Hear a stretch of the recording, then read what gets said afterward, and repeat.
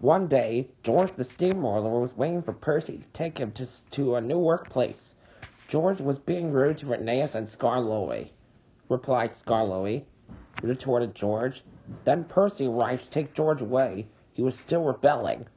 The little engines were pleased to see him go.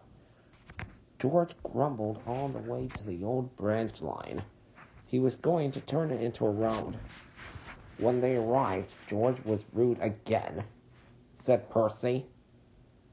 Huffed George. Percy was still filming when he met Thomas.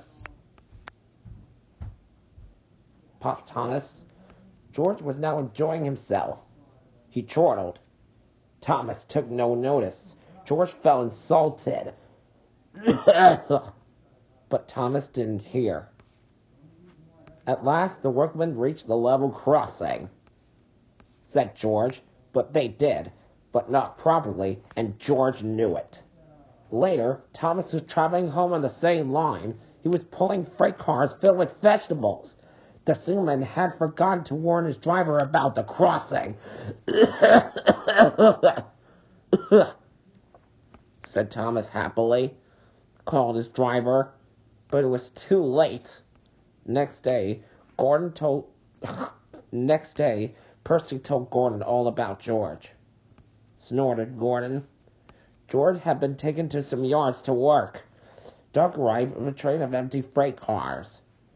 George was blocking his way, and a car was stuck on the main line.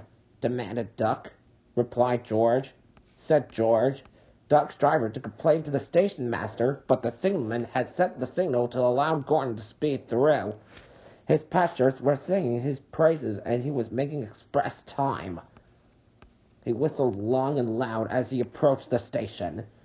Suddenly, he saw a freight car on the line ahead, but the freight car wouldn't move until Gordon forced it.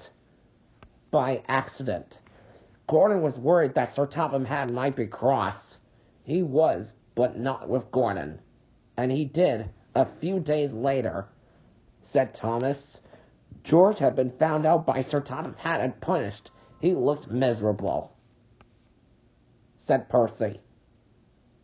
I hope not. Don't you?